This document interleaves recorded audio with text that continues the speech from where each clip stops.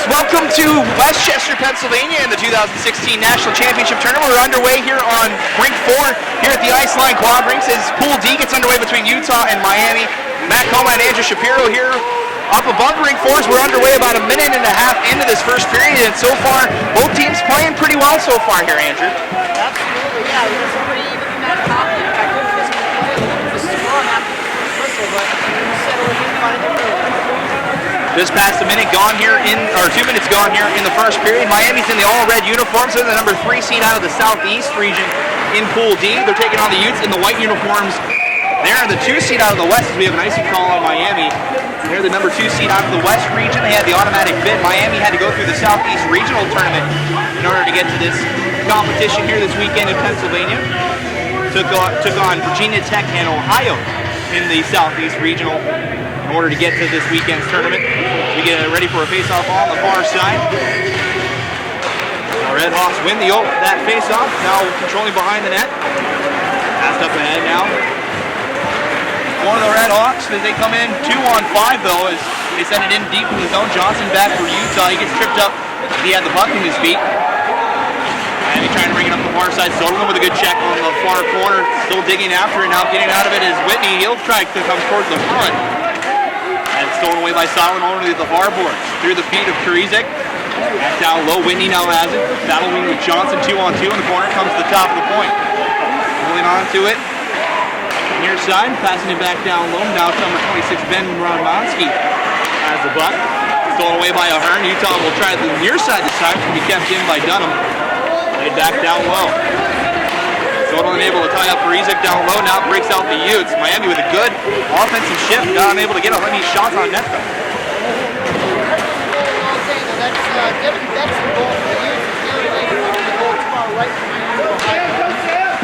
The Utes trying to do what Miami did on that last shift. Red Hawks having a little bit of trouble getting it out. Now they'll just float it up the glass and back to neutral ice. Coons cuts it off for Utah, tapped along by me and negates the icing call. Racing back is Matt Walsh for the Red Hawks. Pass to the near side, can't get a hold on it with Dunham. Top of the point now, Coons. Cross the ice to Wilson. He'll fire a wrist shot from the top of the point. Never makes it towards Taylor Lake. Comes near side. Bridges will go top of the point now. Coons. Wrist shot looking for Meany on the far post. Thrown away by Miami. Here comes Walsh. 3-on-2 for the Red Hawks. Center pass finds Olsen. Looks for a shot. Had it poked away though by the Utes. Utes come back the other way now, 3-on-2. Wilson leaves it for Meany, has time in the slot, instead brought it to his backhand. Now gives it to Wilson in front, score! Sam Bowden in front opens the scoring for Utah. 1-0 here halfway through the first period. That was a great play down low. Meany took it to the back post. He found the guy on the back end that was Bowden, and he had easy tap it. Nothing the Lake could do. All wide open in front, and Utah strikes first. Sam Bowden, not a lot of scoring in the regular season for the rookie from Utah. Just his 4th goal of the season. It's his first of the tournament, and Utah with the early lead, 16:57 to go here in the first period. Just the start that Utah wanted as they sent it in to the Miami zone. Miami not a team that gives up a lot of goals. As we had some pregame interviews we weren't able to play due to the time constraints here. Day one we always have some issues with some technologicals. Now we're going to get a penalty on the Utes. It's going to be Dangle that'll head to the box. It's a tripping call. And the Red Hawks now with a chance to even the score here as the Utes go on the kill. It's a big change for the on-play on the Ohio. The referees for today are John Thompson and Mike Campbell who made the call. And then on the line today, Mark Smith and Rob Shore. 4-man system here in Pennsylvania all weekend long on the 4 rinks here at the Iceline Complex. 16:38 to go here in the first period. The penalties to number 22, Josh Dangle for Utah. It's 2 minutes for tripping. Now the penalty 3:02 of the first period. As the Utes were able to win that draw, they send it all the way back into the Miami zone. The Red Hawks will try again. Chad Lehigh leads the charge as he brings it past the blue line. Stumbling was Bernal. He passed to the near side now, Berger. Red Hawks look to set up the power plays. They're bringing around the boards, waiting patiently on the far side is Karizek. Try to float it back down low. Now it's a tie-up 2-on-2. Karizek down there with Dower. Still being tied up down low, minute and a half to go in the power play. Just coming up on 16 minutes to go here in the period. 1-0 your score. For joining us late, Sam Bowden has the lone goal so far. Settling down now. Dower tries to play over the far side. Karizek, good defensive play by Brent Meyer for the Utes. Able to clear the zone. Get a change for the Utes. Ill-advised pass there by Lehigh. Trying to move back Puck off the stick of Azarian, now sent all the way back down again by Utah. David Barnes doing it that time. Chad Lehigh back again for Miami. We'll try again. They haven't really had an opportunity to set up in the zone. Center pass for Ethan Whitney. Now he has speed walking into the zone. 1-on-4 though, he loses the puck at the top of the circle. He regains it. He'll fire a shot. Miami's first as we get a scuffle in front. That's with his helmet dislodges. Barnes and Romansky are in front, exchanging a couple blows. Referees will alleviate the situation, but no penalties coming out. These two teams have been fighting hard. The first was down by leg. Looks like both teams are trying to establish that physical edge. Neither one really able to do so. There's pushing and shoving on both sides as we have a couple minutes with Betts fixing his helmet. 15:22 to go here in the first period. 44 seconds remaining in the Dangle penalty.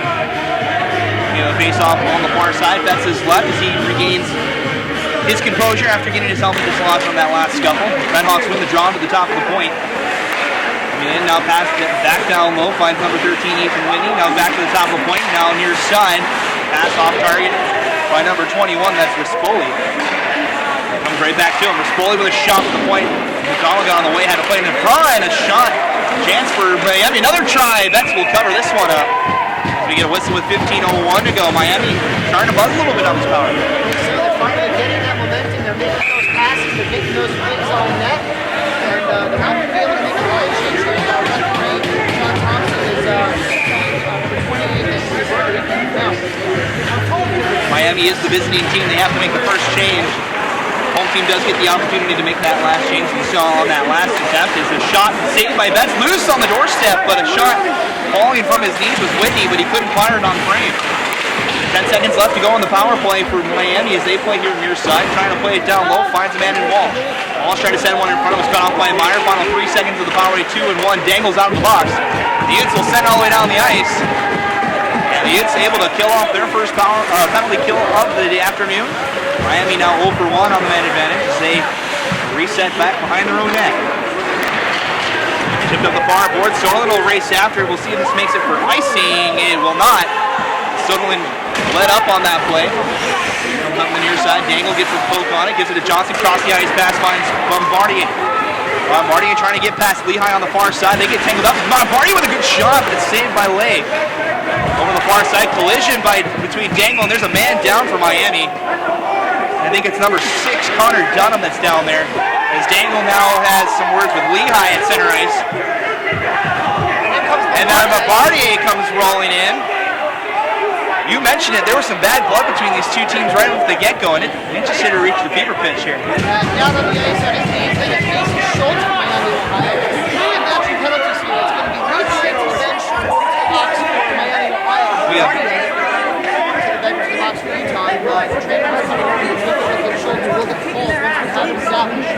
14:03 to go here in the first period. We have an injury for the Redhawks, as Andrew mentioned. It's number 12, Mason Schultz, that's down there.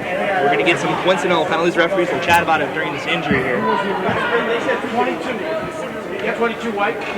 Looks like Dangle is going to be coming to the box as well for Utah for that hit on the far side. So the Utes will head to the penalty kill most likely here. And Schultz is able to get up on his own power and make his way back to the bench. The referees will sort out how many penalties are going to be coming out of this.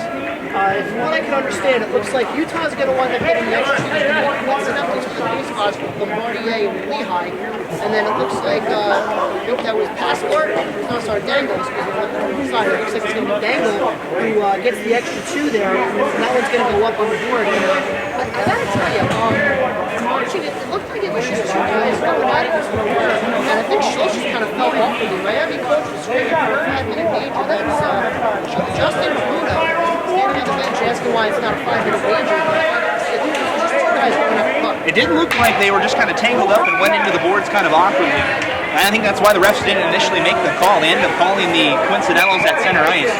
But nonetheless, it's a penalty for Utah as we get back underway. It's Dangle's second penalty of the afternoon. Second kill for the Utes, second power play for the Redhawks. They were 0-for-1 on the last opportunity. Just one shot on that last power play for Miami. This time they'll try to do a little better as he goes across the ice, holding on with his burger. Top of the point. And the shot through traffic, hits the post, and Betts got enough of it to keep it out.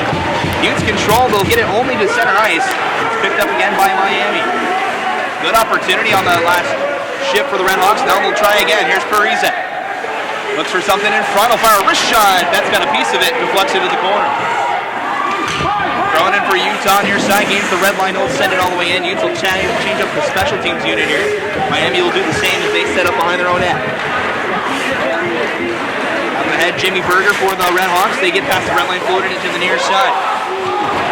Good check here on the near side, but back to Berger. Comes back behind that. Down to a minute left in the power play. It's loose in the slot. Gathered by Utah. Fire ahead, looking for a shorthanded opportunity from the circle. A shot just went wide. Puck gets out of the zone. Pendle will slap it right back in. The Utes forced to retreat on the delayed offside. Gives Miami another opportunity to try and set up a breakout.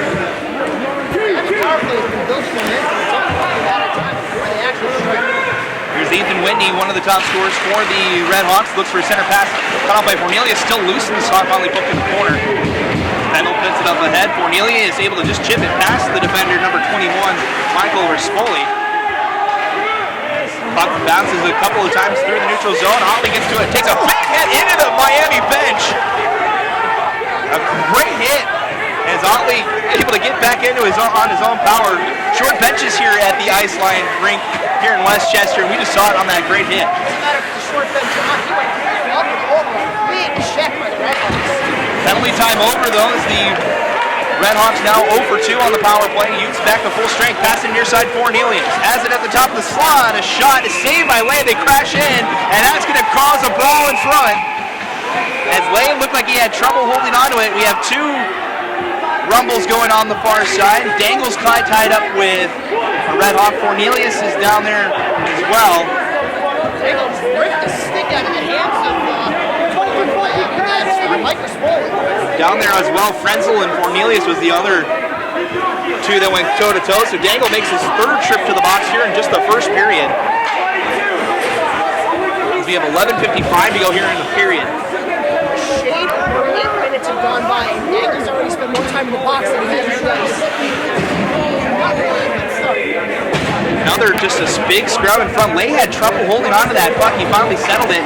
Cornelius came in and gave him a tap on the glove, and the Redhawks took a lot of offense to that one.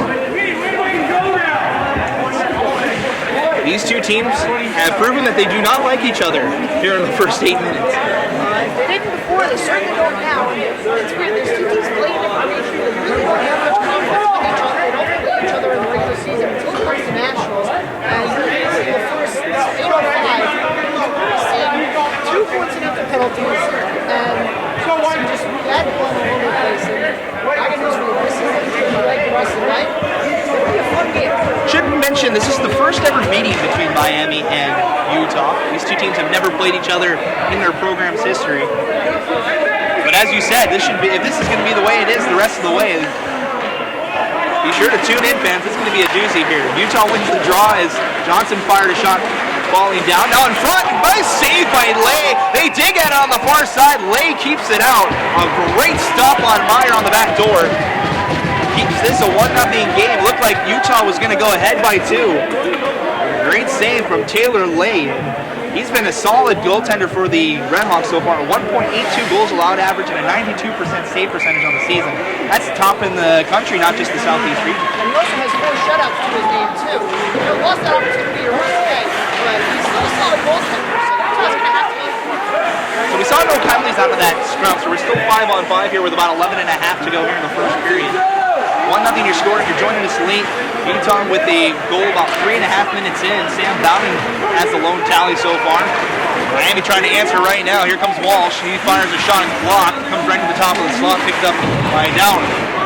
Or excuse me, that's number 19. That's Olsen. He's down now. Here's Johnson with time to play. He looks for the pass on the far side. It was off target. Back to Miami. They'll send it in. Betts will catch it. He'll just leave it behind.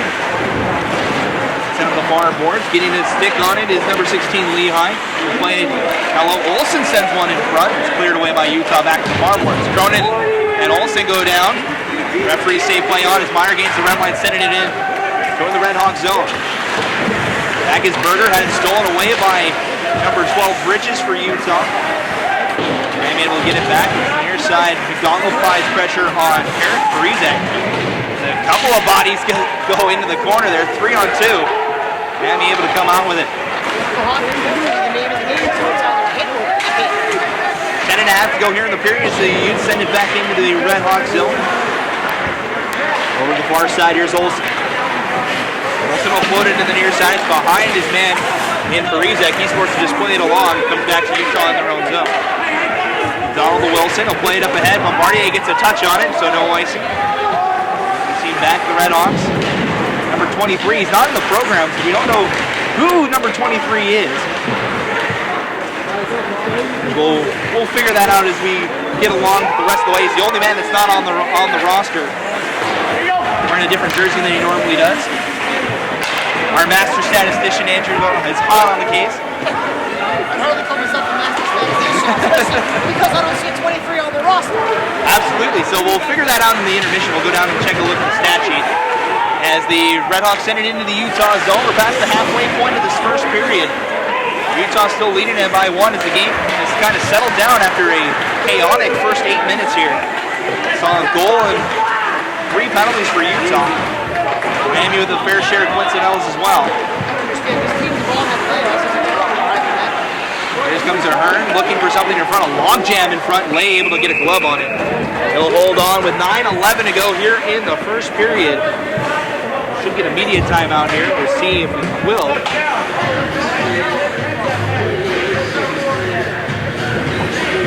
Looks like we'll wait for another whistle here as we're ready to play on the far side. I was saying earlier, these teams have both had layoffs. Utah hasn't played for 5 weeks since the last game.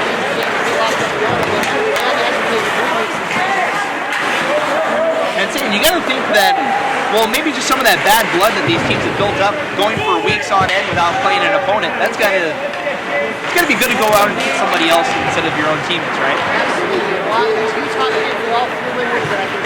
Wednesday, Miami just busted it away about yesterday and the day before.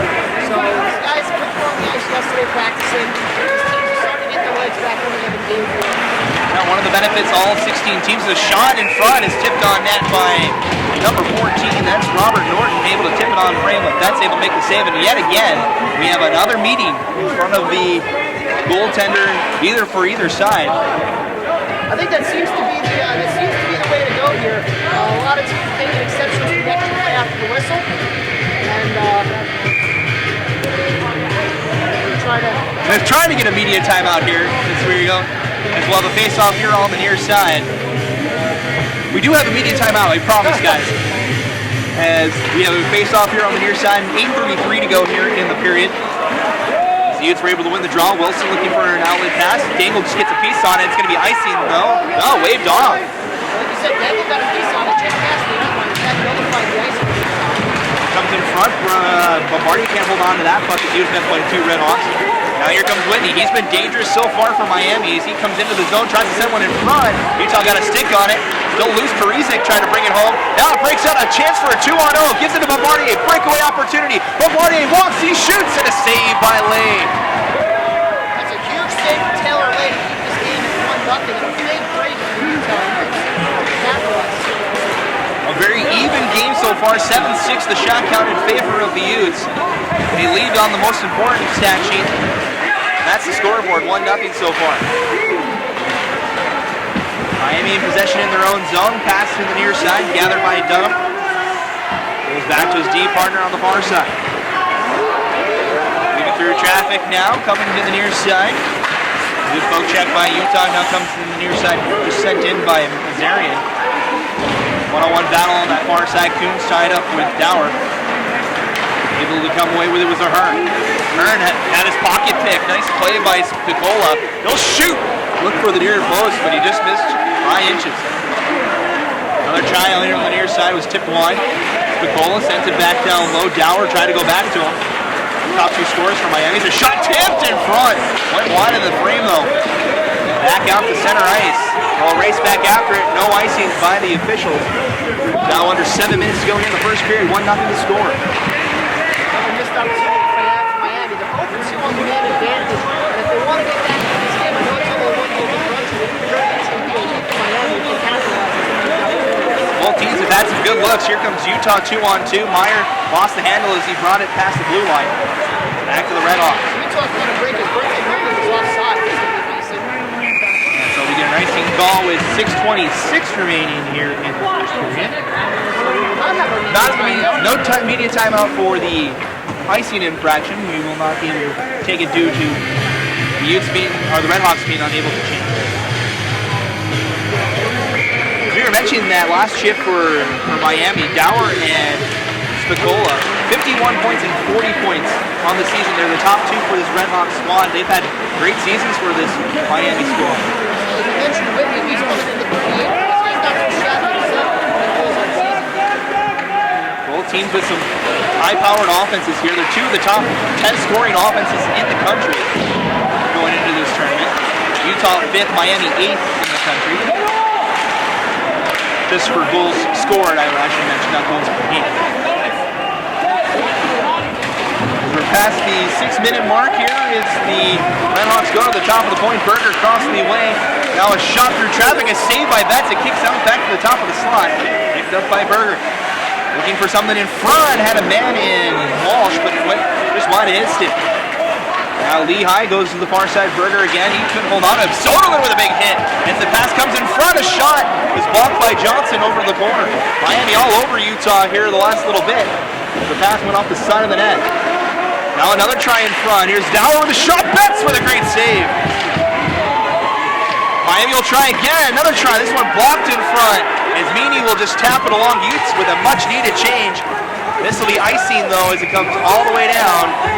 Utes will be unable to change on that icing call. Miami getting dangerously close to evening the score up. What a great save on the toe stop there by Devin Betts. He slid across fully switch and was able to make that save. Miami, like you said, really up the pressure on this game. And it's only a matter of time before they break through where Devin Betts will see playing. Both boys have had their fair share of work here in the first period. 10-7 the shot count now in favor of Miami. It's been pretty even up until the last little bit. Miami's had more offensive spurts than Utah's had.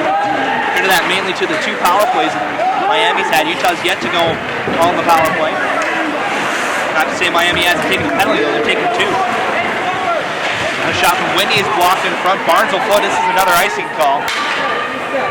As it finally touches back, now we get the whistle as the Red Hawks able to get back to the hash mark. It's 4:47 to go here in a fast-moving now for first period. Still 1-0 your score. The Bowden tally, the lone goal so far here in this one. Not to say that they're back up, but the shot 10-7 Miami. The chances have been numerous on both sides. This one comes in front. Betts makes a couple of saves. He gets able to trap it. As again, we have a congregation in front. And Barnes. We have also Whitney that was down trying to stuff it home on the near side as well. We'll see. I'm curious to see if this will continue into the second and third periods. If the coaches for each side will calm their players down and try and settle things out, or this could be a bloodbath of the game if it keeps this way. This could very well be one of those games that you need to count bodies as opposed to goals. Of course, a lot on the line here in this one as well. This is the 2-3 game in this game. The winner of this game is going to have the inside edge at upsetting Lindenwood. Bellevue is pretty much the odds-on favorite to win this tournament. They're in this pool as well. We're going to get a change in centers for the Utes as Myers is thrown out. Bertinelli will take his place. He'll go against Spicola. Won by the Utes. For anybody watching at home, Belleville and Boston University will be playing later today. Of course, all 27 games here live on YouTube for the second year in a row. Glad to bring you guys the entire ACHA tournament free of charge. Also on demand if you want to go back and watch this game again or any of the other tournament games. We do have 4 going on at the same time. You can go back and watch any of these games live again on YouTube. Meyer brings it in for the Utes as he sends one in front. Went wide of the cages. The Utes able to cut off that outlet pass. Barnes will race back after it though, so it came back into the Utah zone. We're now under 4 minutes to go here in the period. To the far side, tapped along, but it comes right to the Red Hawks as a shot by Spicola is blocked in front by Barnes. Now Kendall trying to play to the far side. Nice pass to Cronin. 2-on-2 for Utah. Cronin tries to send one in front, takes a check for his efforts. Comes back behind the net. Meyer trying to tap it along. It's on the back of the net. We'll get a stoppage play with 3:38 remaining here in our first period. Great block there by David Barnes. He slid down on his knees and kind of flashed the pad out, almost like a goaltender on that one. Maybe he's had some goaltender in his days. I mean, everybody's got a little goalie in his kid. You gotta be a little bit crazy to play hockey, I think. So. I think so as well. Oh, we have a false start on the face-off here. Could be a new center for Utah. We'll reset again. 3:36 now remaining on the clock. This time Miami wins the draw. Back is Dunham, who looks to chip it up the near side. Oddly gloves it down, looks for a backhand pass towards the center of the zone. Cut off by Miami. Top of the point, Johnson able to rip one through traffic, but it's deflected wide. You can steal it back now in the slot. Cornelius had his pocket pick, able to get it back. Still pressuring him is Dower. And forced to just play to the corner. Ahern tries to send one in front. Gathered by Miami. Backhand pass to the far side. Dower gets a stick on it, able to poke it along. Has Matt Walsh now. Trying to get past Sterling, he does. Tries to fire a backhand. Sterling able to disrupt him enough to cause to shoot it wide. Under 3 minutes now to go here in the period. We have a log jam here on the near side. Now comes the Berger. He stands on the shot from the point. Still gets through most of the traffic though. The battle at center ice. Now it comes back to the red line. Miami forced to tag up. They send it all the way back into the Utah.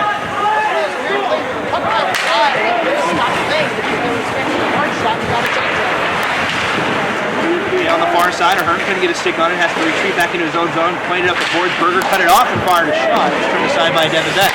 Another try here on the near side, blocked by Soderlund. Pushes it ahead, has Bombardier.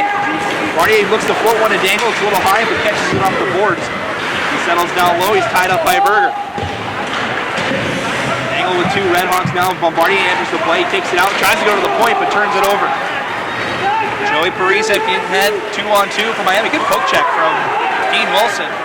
Breaks out Dangle on the far side. Racing back to try and stop him is Rispoli. Able to take it away by Dangle.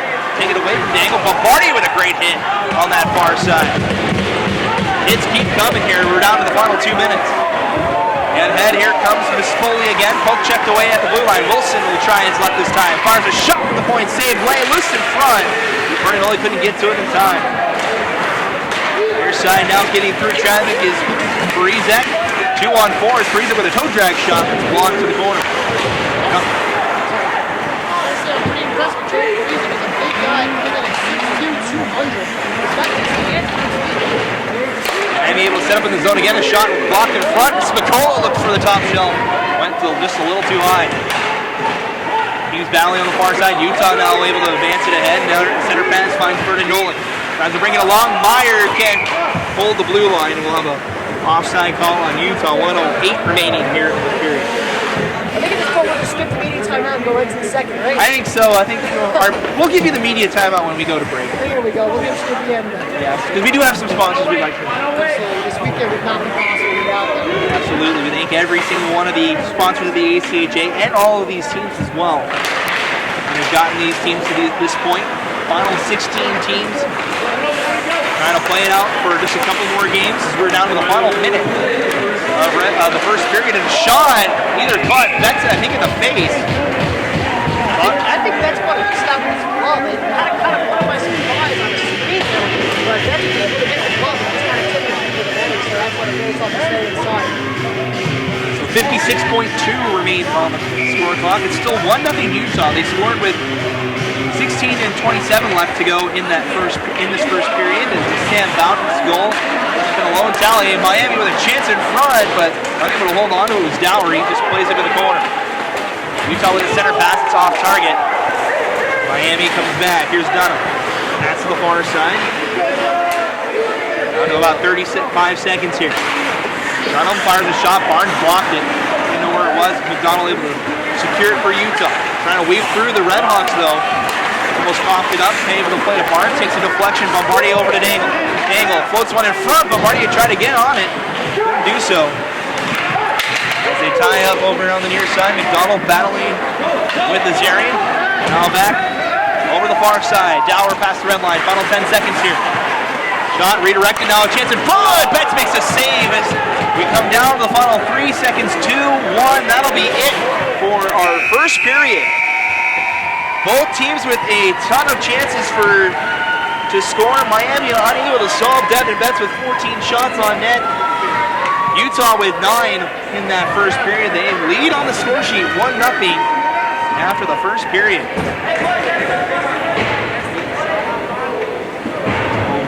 We'll stand by. We're waiting downstairs as Andrew, who'll be with the head coach for the Utes, Brett Harris. Or actually, we're going to talk with Kevin Labatt, the assistant coach for the Utah Utes. He's standing by with Andrew downstairs. Thanks a lot, Alex. I'm here with Kevin Labatt. Kevin, there was a lot of physical play in that first period. Was that part of the game plan, or that just kind of happened?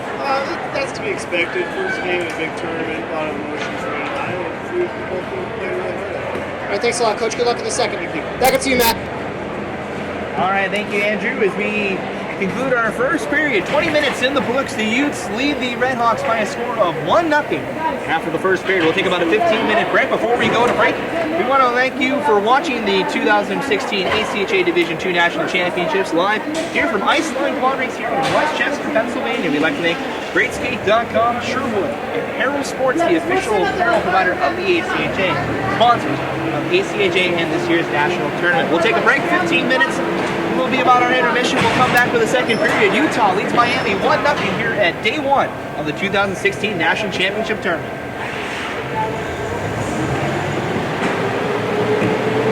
Nicely done. Yep. All right. I wanted to get Knut up, but he wasn't in for it, so I was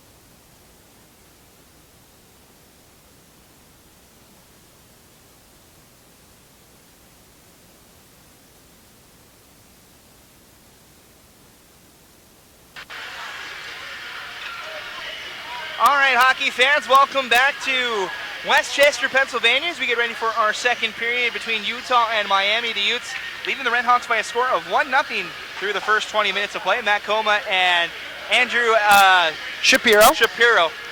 I've got Esposito on my mind all day today. Don't worry about it. I'm sorry. It's all good. And that's maybe a shout out to Jake Esposito for the Redhawks, or for Esposito for the NYU, or Esposito for Penn State. Regardless, there's a lot of Espositos in this tournament. As we get ready to go for our second period, Miami's going to head left to right in the red uniforms, Utah right to left. As we get ready to go for period number 2, both teams at center ice.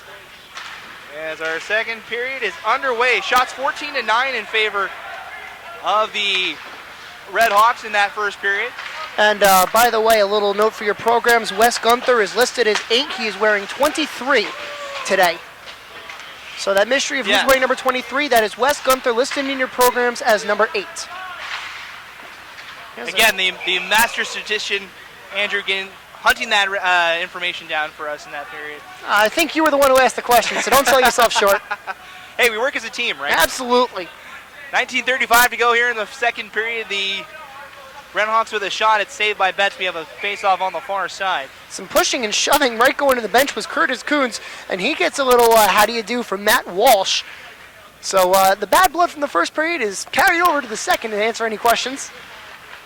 As we get another shot on Betts again. This time we'll hold on again. Betts, a perfect 14 for 14 in that first period. He was tested early and often by this Miami squad. 2 power plays for the Redhawks in that first period. They were 0 for 2.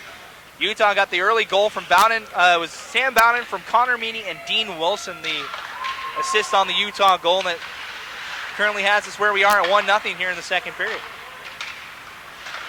Miami with the first 2 shots of the second period. They now lead 16-9 on the shot count. As it comes back in the Utah zone. We saw a lot of bad blood between these two teams in the first period as the puck squirts out in front. It's gathered by Cronin. Now a center pass floated between both Utes. This is going to be icing though, but waved off by the officials.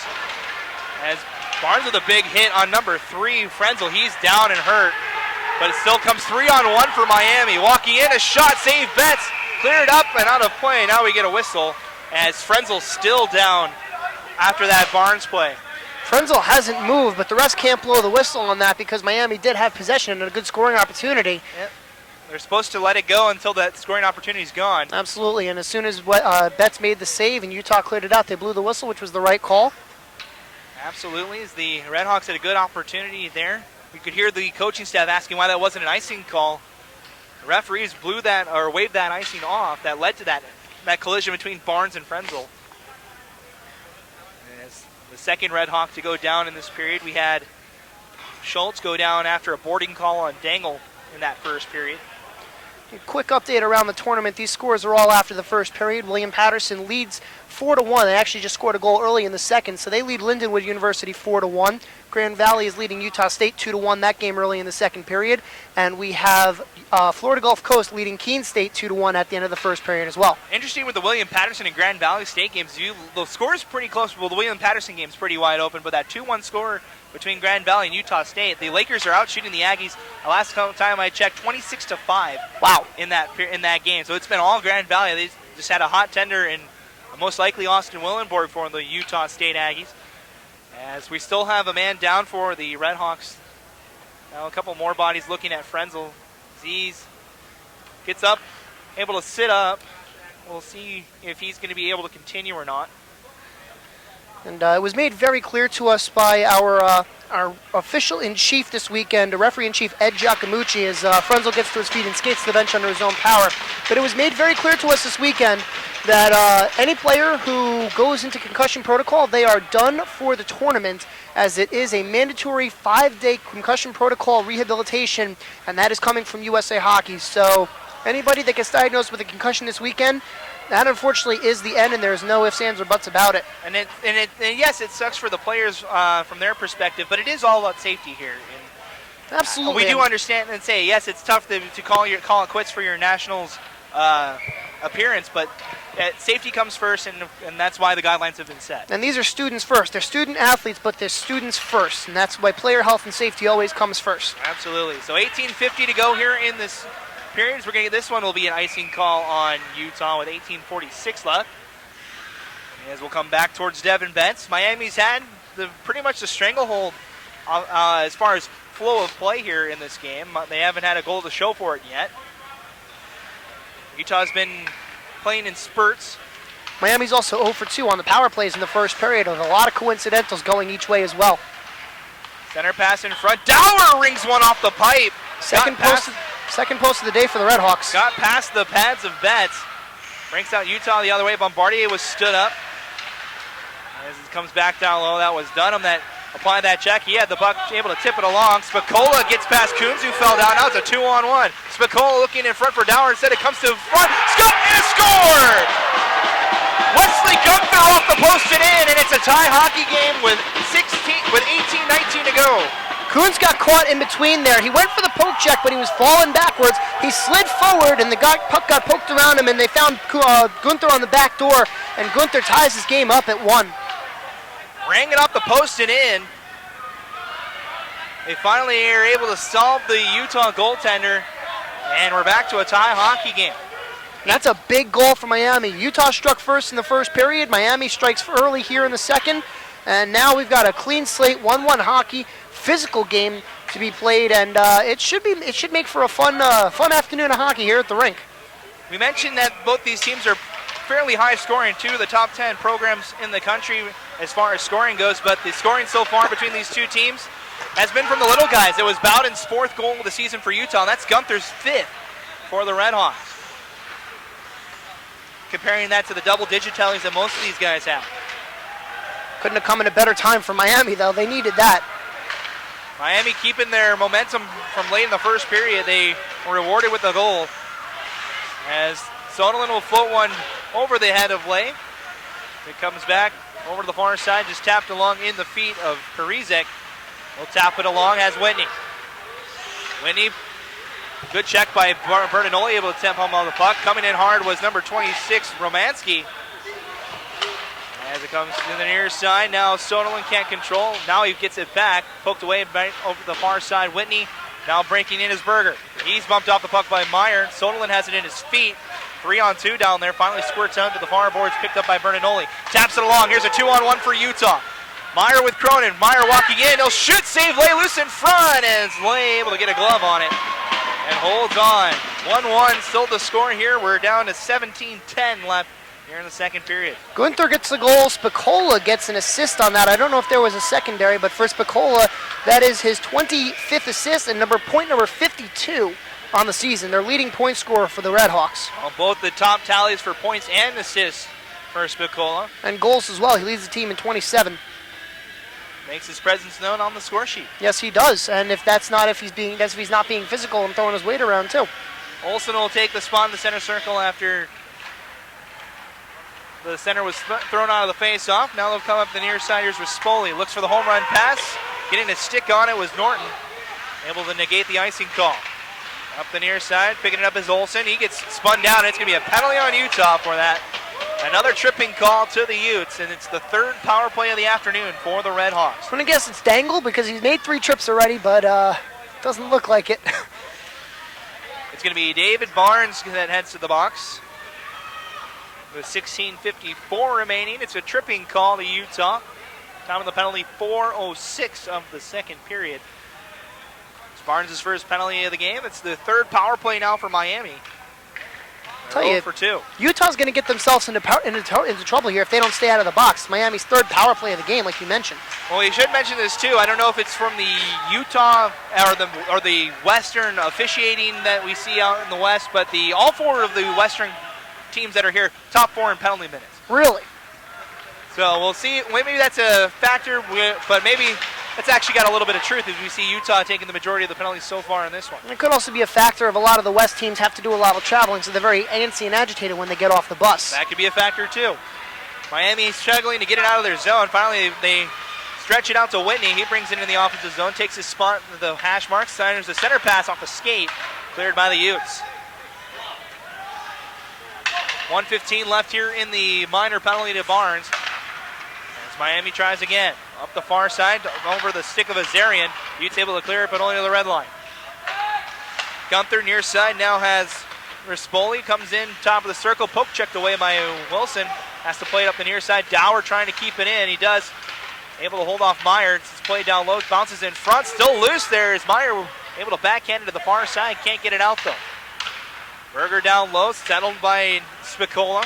Had the assist on the goal for Miami. Finds his teammate in Dower, the top two scorers. Top of the point, Berger, wrist shot through traffic, went wide. Puck loose on the back of the net, and that's going to cause a whistle. And we'll get a stoppage of play with 15:27 to go here in the period. 33 seconds remaining in the power play. We're tied at 1. The shots on goal right now are 4-2 in favor of Miami this period. They do have the one goal to show for it. So it's Miami starting to find their game a little bit and really starting to pepper Devin Betts here. They've already beaten him once, and now they're looking for another one on the power play. That will be their first power play tally. Miami's had the only power play so far in this contest. This is their third one, we mentioned. Over the far side, Lehigh gives it back to Berger. Back down low. Parizek back has it. Dower gets it back to Parizek. Now comes the circle back down to Dower, who fires a shot. Betts makes a save. Johnson runs Dower into Betts.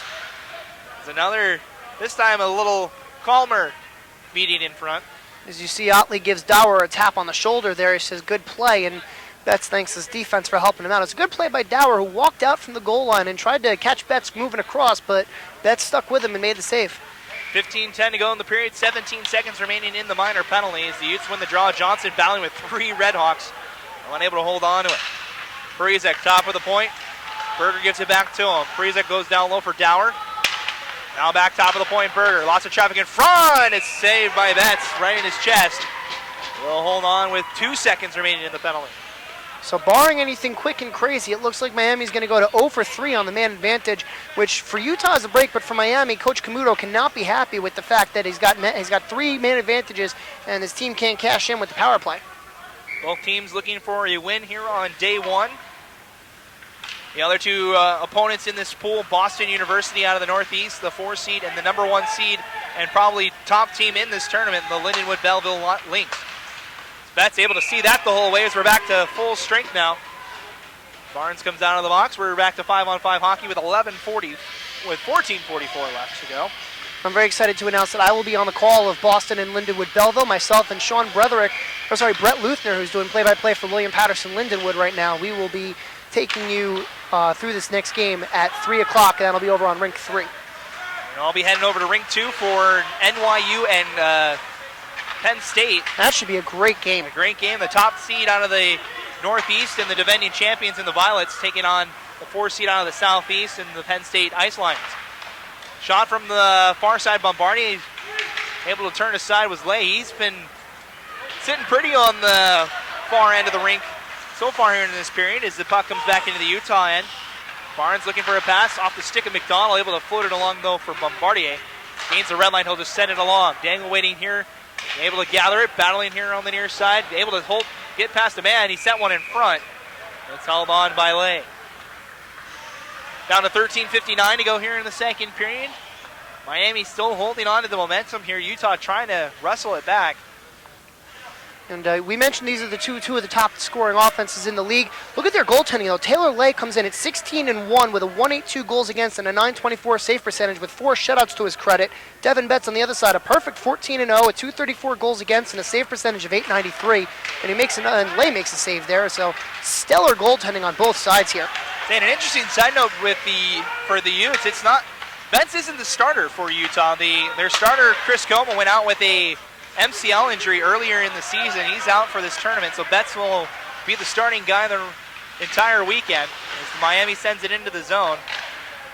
Tried a short angle shot, it was wide, goes over the far side. Bertinoli able to gather in the corner. He'll play down low for Wilson. Pass near side, Meyer turns the puck over. Dower tries to send one in front, it's too far for Spicola to catch. Send up the far side. Dower cuts that one off, plays it to the corner. Now Coons lost the handle on it again, finally able to squirt it out to the red line as Bertinoli plays it to Cronin. Utah trying to get some kind of momentum here. It's been all Miami here in the second period. Send one in front, nobody home. Soderlund will fire a wrist shot. Lay able to see that through traffic. He holds on with 13:03 to go here in the period. High-octane offense on both sides. It was a great shot from the point there by Soderlund, who came off the bench and saw that puck just sitting there, and a great job by Lay to track it all the way through. So face off here on the near side. This will be a Hearn against Romanski. Centers line up. Utah able to win it. Soderlund comes in with a hard drive. It's blocked by number 16, Lehigh. Redhawks able to break it out over to the far side. Here comes Parizek. He floats one in front. Bounces off of everybody's pads. Still bouncing around. Finally, Utah touches it.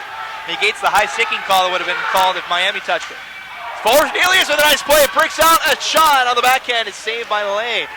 Nice fancy stick work there from Fornelius. And it gets a penalty. Nope. Hand pass. Hand pass on the Redhawks with 12:36 remaining. What a move by Fornelius. He went inside out and tried to go to the backhand on Lay. Lay stuck with him and got some help from his defense, who swung it around. So Miami's really building up the pressure. They got the first goal. They're trying to build this momentum and try to take the lead here in the second period. We have a face-off on the far side. Whitney against McDonald. Whitney just wins it straight forward, able to clear it past the Ute defense. Back out to center ice now. Teams battle 2-on-2 right in front of us as it's sent all the way back into the Miami end. Racing after it is Lehigh. Gets it past Bombardier up ahead for Whitney. Does a spin at the center zone. Now fires a shot. Betts able to make the save as it almost trickled behind him. And we'll snag it with the glove hand. We'll get a stoppage with 12:14 left. It was a little tricky there for Devin Betts, but he was able to get the glove on it and keep it out with the crashing Redhawks all around him. Face off on that far circle will be Betts' blocker side. We'll see Schultz go against Meyer. Good to see Schultz back out there for the Redhawks. He went down with an injury in that early in that first period. As Meyer, up the far side, Berninoli just chaps it along the glass, gets it to center ice. Sent immediately back in by the Redhawks. Right back out. Here comes Utah 2-on-4 though. Meyer near side, floats a backhand. Lay makes the save. It was loose. Cleared away by the defense. Pendle tried to go for Cronin down low, but it was too high. Now it settles behind the net. Outlet pass. Nice pass back and forth, but unable to hold on to it was Schultz. This time they'll play it up the far side. Here comes Kruger.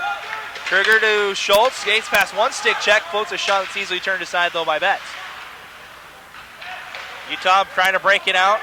Goes up the far side. Berninoli gets a stick on it. Up ahead, Cronin reaches after it, bounces high in the air, and he'll slap it along. Utes want to change. Miami wants to push it ahead. Now they'll have numbers. 2 on, now 3. Utes able to come back. As a shot is saved by Betts, and he'll hold on with 11:15 left. That was number 19, Chad Olson with the try. And a nice move by Olson there. Again, also went inside out and then tried to go glove side on Betts. But Betts would have none of it. It was a pretty weak shot, but Betts able to get the glove on it too. And we have the face-off in the Utah zone with 11:15 to go in the second period. Miami with some good passing again, but unable to hold on to it this time was Norton. Utes able to get it back to center ice. Miami offside, unable to touch that puck. Is now here comes Fornelius. Had the nice chance last time. Otley just barely stays onside.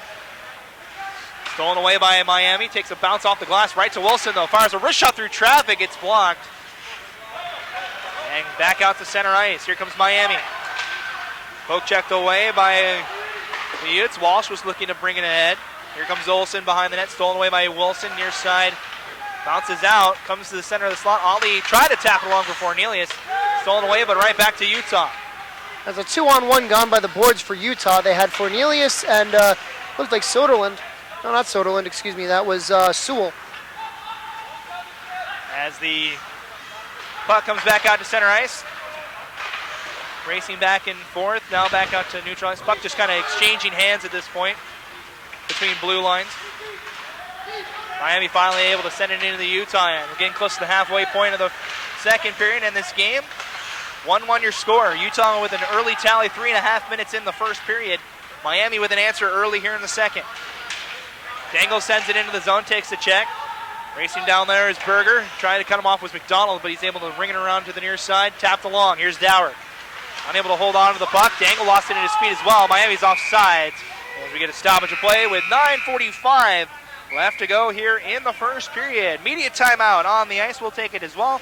Gives us a good opportunity to thank some sponsors, don't you think, Andrew? Absolutely. Better late than never since we get a chance to do it in the first. You're watching the ACHA Division II National Championship live from Iceline here in Westchester, Pennsylvania. We'd like to thank Gong Show Hockey, Warrior Hockey, Howie's Hockey Tape, the official tape provider of the ACHA, and all of our sponsors that have made this weekend and this season a possibility. And we would also like to thank the Westchester Visitors Bureau, Iceline Quad Rinks, App Hammer, and our broadcast partner, Utah Hockey, of which you fine gentlemen, and I say Josh as well, man in the camera, you fine gentlemen are a part of, and we thank you guys very much for helping us bring this broadcast free, once again, to the people watching at home. And we thank everybody for joining us all weekend long. We thank the rest of our broadcast crew as well. We've got some William Patterson folks, Andrew included.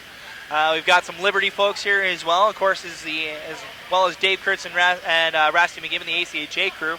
That's been doing this for, I think this is their 11th year broadcasting these national championship tournaments. Sounds about right. I'm very blessed. This is my second year being able to do the national tournament. Unfortunately, I didn't get a chance to come out to Utah last year, but we were able to go to Marlboro, Mass. out in 2014 when the University of New Hampshire Wildcats won it all. Beating the Florida Gulf Coast Eagles. Yes. That's another interesting storyline this weekend, too. Florida Gulf Coast has gone to the national championship game in the last 2 years, only to fall just short of the top prize here in Division II of the ACHA. And after winning it all in 2012 on their home ice. Absolutely. We'll see if this one will, a third time will be the charm for the Eagles. Also, storylines will NYU with their magical run in Salt Lake City last year. Will they repeat as champions? They're the top seed in their pool. And of course, everyone's looking at the top team in this pool, Pool D, in the Lindenwood Belleville Lynx. Their first season eligible in this national tournament. They're the odds-on favorite. Just one loss in Division II all season. And that's to the Grand Valley Lakers, who are currently playing over on Rink 1, so that'll be interesting to see what they do as well. There's a lot of storylines here. The field is wide open. A lot of talented teams here. Absolutely. So if we haven't convinced you to stick around and watch the whole tournament here on YouTube, well, I don't know what else we can do. You got your reason. We're past the halfway point of our second period. Miami has it in the offensive zone now as the Utes trying to steal it away. Johnson has it in his feet.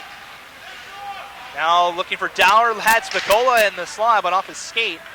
Able to gather it, now gives it back to Dower here near side. Now up to the top of the point. Lehigh across the ice.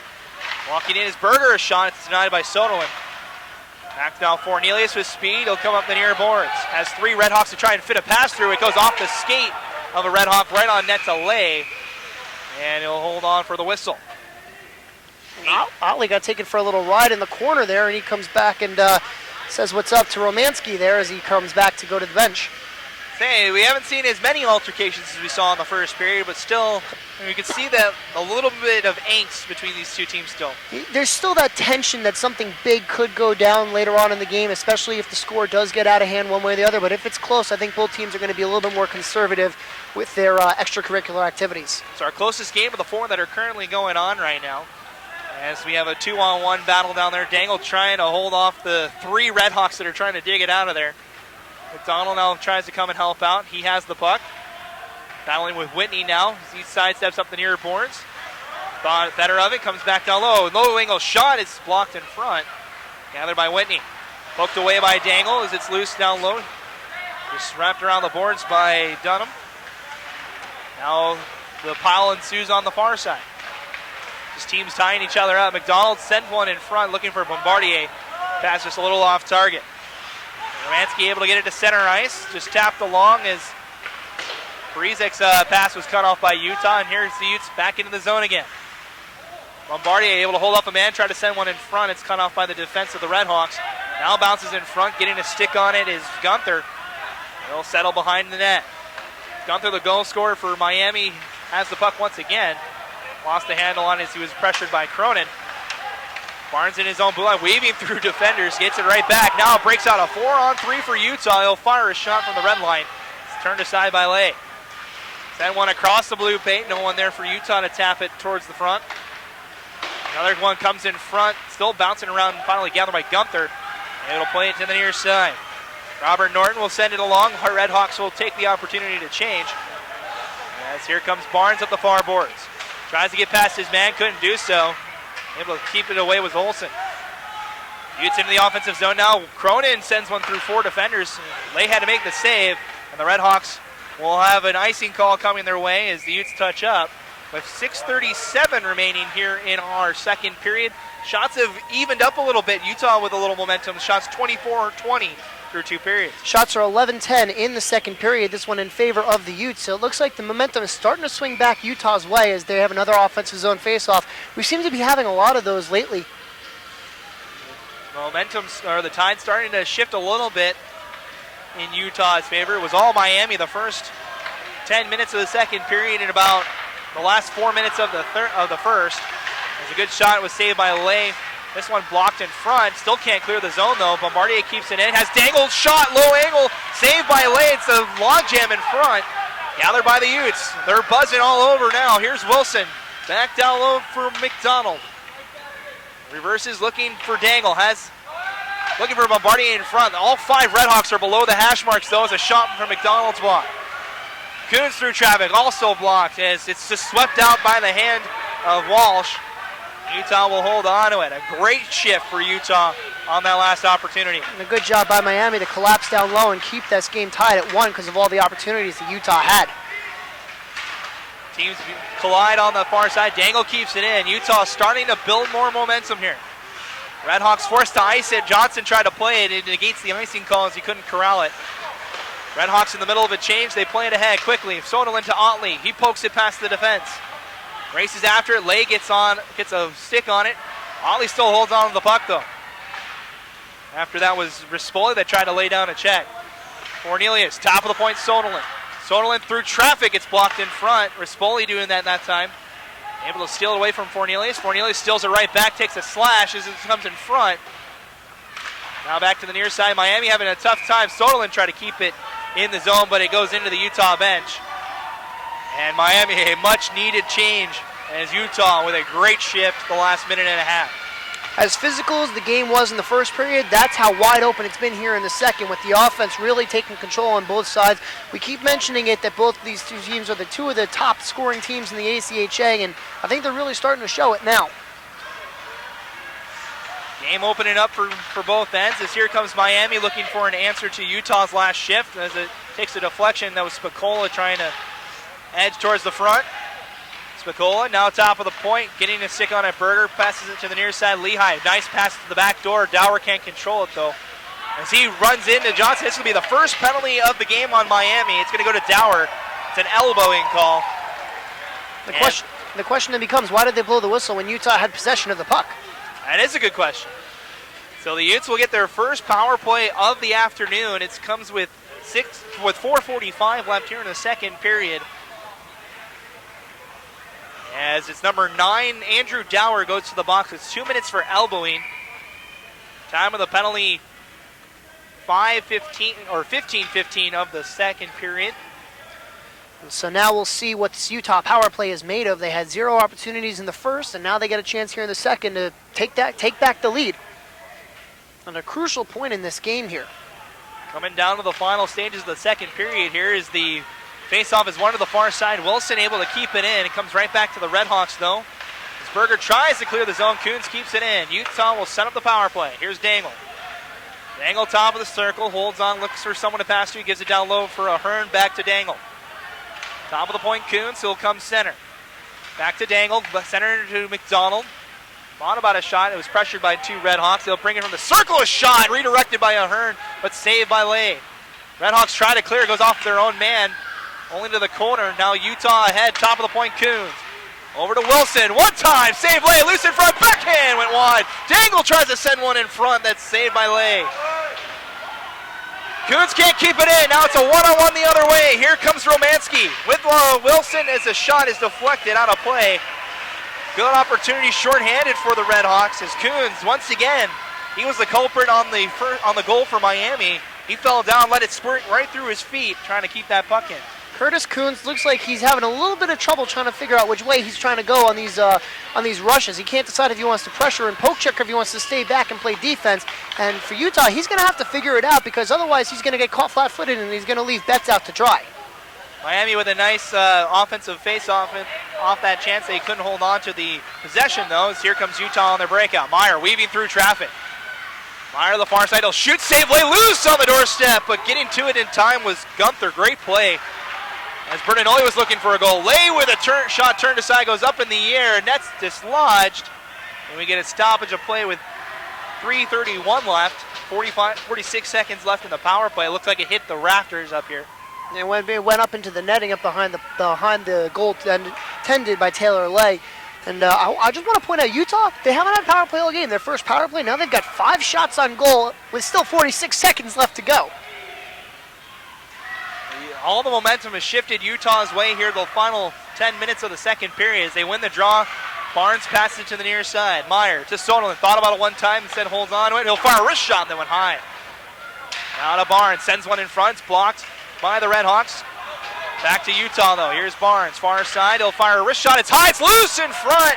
Still battling after it. Lay will cover. And another face-off upcoming with 3:08 left. 24 seconds left in the power play.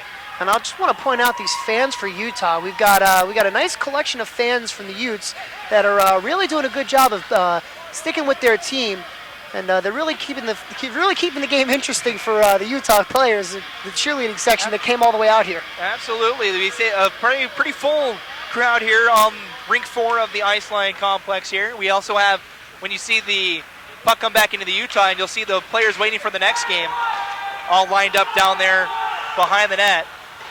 We're down to the final 10 seconds of the power play. Utah's had a lot of shots.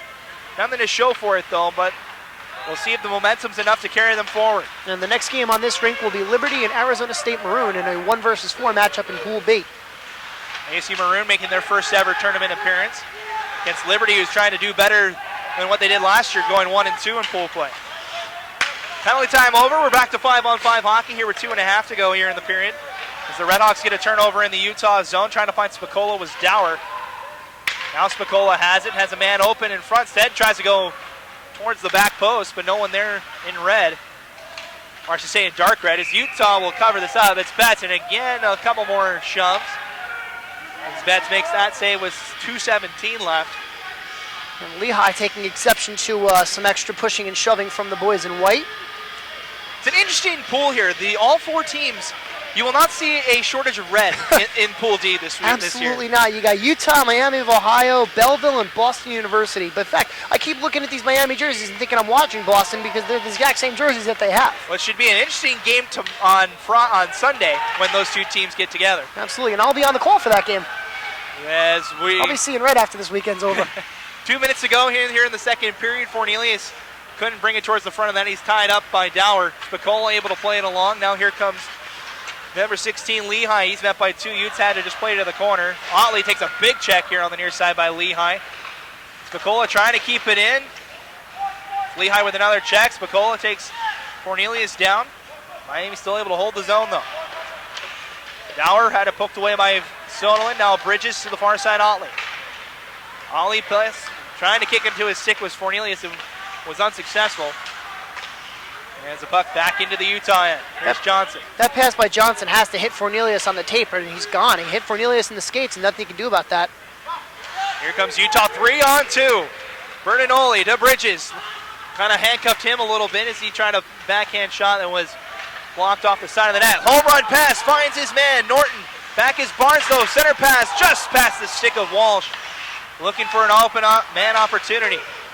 These passes are going all over the place. No team can hit anybody on the tape. Now it's 2-on-1 the other way. Here's Meyer. Bertinoli crashing towards the front. Has Cronin as well. On his backhand, though. Can't pull the trigger. Final minute here of a wide open second period. We're tied at 1. Only took a period and a half for these teams to find their legs, and here we go. Now we get the shootout we were promised. Barnes and I think that's Lehigh. I think it's Lehigh or Dunham. It's Dunham down there. Get tangled up. Bertinoli on his knees, able to keep it on that far side. They dig after, down to 30 seconds now. Meyer, battle with Dunham. Now it goes top of the point. Barnes, quick shot from the point is off target. Pendle plays down low. Cronin tied up. Miami now controls. Here on the near side is Olsen. Olsen looks for the stretch pass. Pendle able to cut it off, sends it back into the Miami end. Down to the final 12 seconds now. Dunham lost it in his speed. Miami will probably just hold on to this and skate into the second period, or into the third period here. Excuse me. As we're down to 3 seconds, 2 and 1. Dangle gets a turnover, but he won't get a shot off of it anyway. And the horn sounds to end our second period. So Miami has an answer for Utah's goal in the first period. We're tied at 1. Heading into our third period of the afternoon. Lots still to be decided here. As we'll have a chat with the coaches from Miami here in just a second.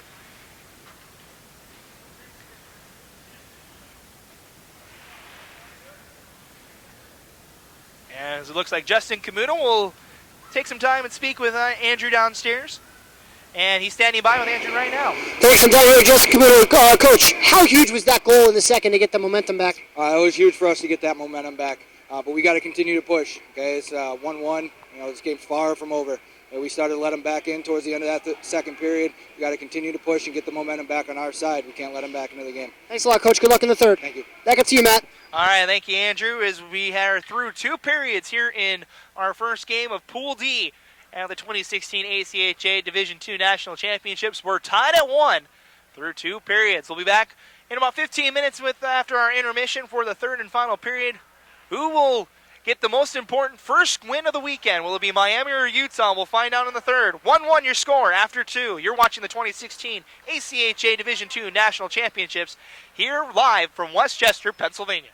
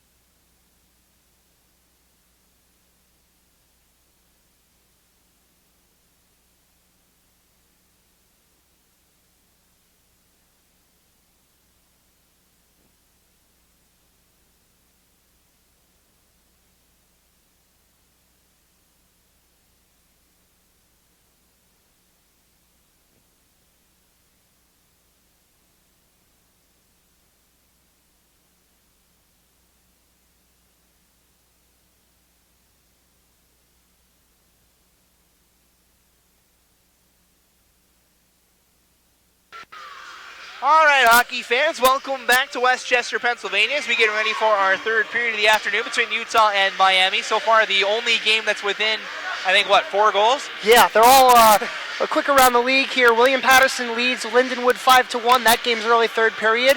Third period action on Rink 1. Grand Valley leads Utah State. They just scored to make it 5-1. And over on Rink 2 at the end of the second period, it's a blowout. Florida Gulf Coast leading Keene State 7-1.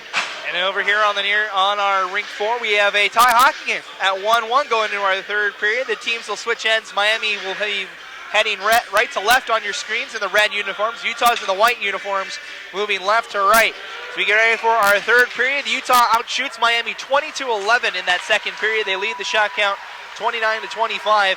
Both teams are scoreless on the power play. Utah's 0-for-1, Miami 0-for-3 so far here today. Now Miami only 0-for-1 on that period. Utah 0-for-1 in the period as well. We get an icing call on Utah just 18 seconds in. 19:42 left. A lot to be decided between these two teams. Utah opened up the scoring, if you're joining us late, at about just 3.5 minutes into the first period. I think I had 3:03 gone by in the first. It was bought in scoring from Connor Meany and Samuel Wilson, and Miami tied it up in the second period with a goal by Wes Gunther, assisted, as of right now, only by Tim Spicola. If there was a secondary assist, we didn't get it for you, so we apologize. I'd say we did get it, actually. It's number 15, Mark Azarian. Okay, thank you for that. So we had to check with the scorekeeper for that one. So Spicola and Azarian get the credit for the assist. No icing this time around as Dangle races back after it. He goes against Berger. They tie each other up. It's been a game of momentum swings between these two teams. Utah controlled about the first 4.5 minutes. Miami controlled up until about halfway through the second period. And since then, it's been Utah's way in as far as momentum goes. We'll see how it swings here in the third. We're just a minute in. It's also been a tale of two game plans. The first period was physicality on physicality, and that second period was all wide open rushes and a lot of shots on both sides. Utah into the offensive zone. Bombardier able to hold off a check, sends one in front. Barnes with a shot that went wide. As both goaltenders have been absolutely superb in this one so far. As Barnes with a shot redirected. Cronin had it on the doorstep, couldn't pull the trigger. Couldn't pull it out even after getting the puck. He fanned on his shot. Lay will make the easy save. We'll get a whistle with 18:43 left. Julian Cronin had the puck alone in front, could not tee it up. He had Lay dead to rights, but he vanned on his opportunity, and by that time, Lay had gotten himself composed and was able to make the easy save. We've seen that a lot but for both teams, too. The puck has been bouncing a lot here in this game. A lot of pucks have been going off people's sticks, not able to control it very easily. Maybe due to the fact that these teams have been off for a couple of weeks, maybe due to the rink conditions, we won't know. Absolutely, and these teams are still getting used to it as each team only had an hour to practice yesterday, so they're still kind of getting acclimated here to the rink at Iceland Quad Rinks. Yeah, everyone had about an hour of practice time yesterday, the 16 teams in. We're going to get a penalty on Utah here. There'll be an interference call most likely as the Utes finally touch up here on the near side. With 18:11 left, it's a hold on the Utes, and it goes to Barnes, his second penalty of the game. No, it won't be to Barnes. It'll be... No one's really skating over towards the penalty box. I don't think they even know who it is yet.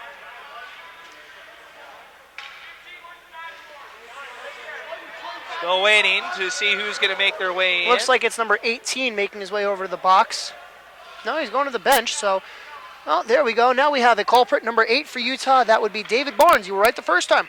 Number 9, Tyler Pendle, actually. Okay, so. Sorry about that. The block lettering's kind of confusing.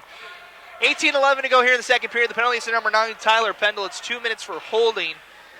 As Miami goes on its fourth power play of the afternoon, they're 0-for-3. And another crucial power play and a crucial moment for the Redhawks. They need to capitalize if they want to score. And for Utah, if they keep this game close, it's a big momentum swing in their favor. That's a good way to start it, isn't it? And able to clear it all the way down. Utah got exactly what they needed. Miami's had trouble. They've had maybe one power play that they've really buzzed on. Getting a couple of shots. They've only been able to muster 1 or 2 shots on the rest of the power plays. 1:40 left in this one is skating in hard with Spicola. His pass was cut off by Utah and sent all the way back down. Taylor Lay will come out to play this puck in the corner as he has a little miscommunication with Gunther. Finally leaves it behind. Redhawks will try again this time. Over the far side, Spicola.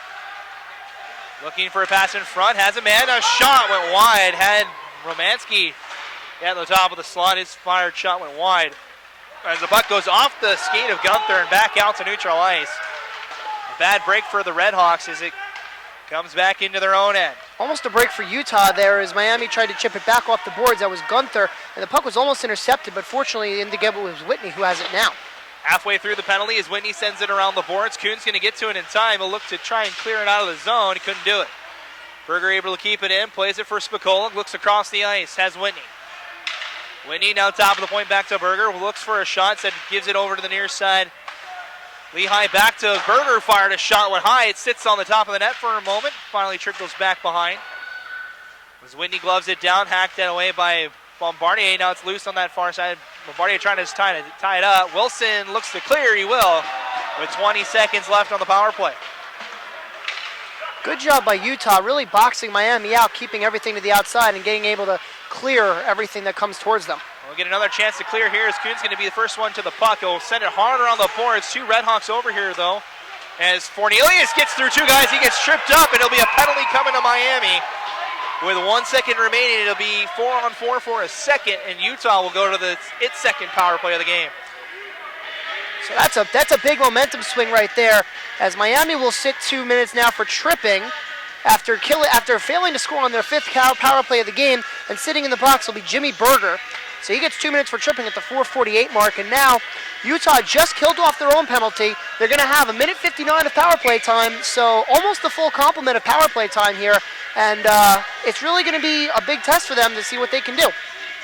For Miami, if they kill it off, that's a big momentum swing back in their favor. If Utah capitalizes, they might have a stranglehold on this game. They get a great start, Miami does, on that penalty kill as they're able to win the faceoff and send it down the ice.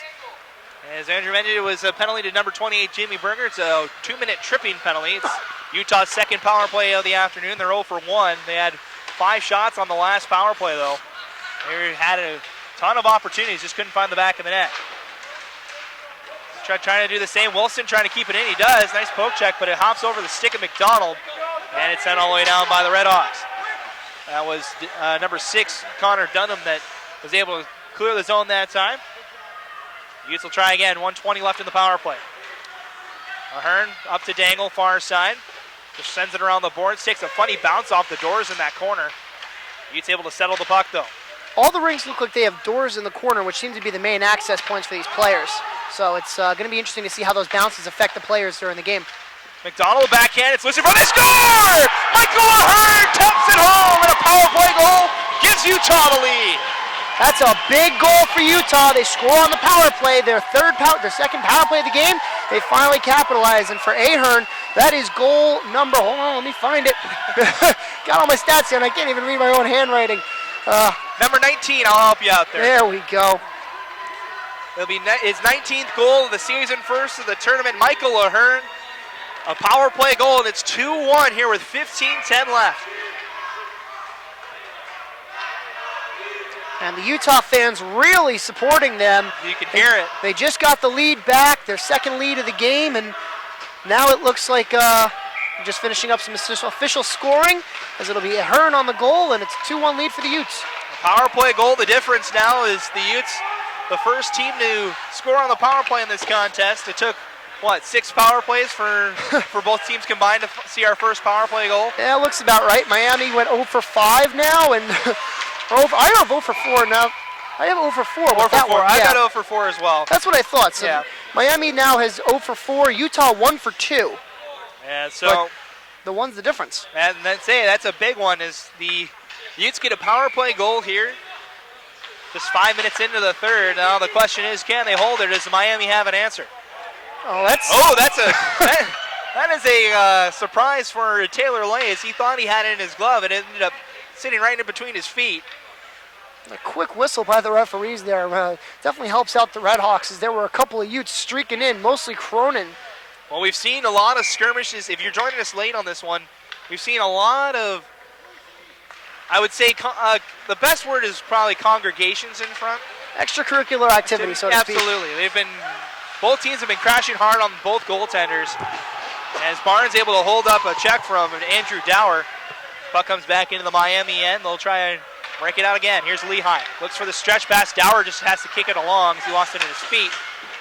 Barnes ahead for Meyer. Meyer had to deal with 2 men. Gets taken down. He had it poked away from him. Over the far side, Lehigh taps along, he'll chase after it. 2 Utes in pursuit. As Barnes with a good check on the far side, able to take it away. Utes with the momentum now as here comes Meyer ahead for Otley. He'll tap it into the Miami zone. It's on net to Lay, and he'll cover this one as Fornelius skates by. Well, I don't even think Lay knew what he was doing with that one. He had Fornelius coming on him. He had Whitney standing in front of him to play it out. But I think he decided to cover it up and just make the smart play here and keep the face-off in his zone.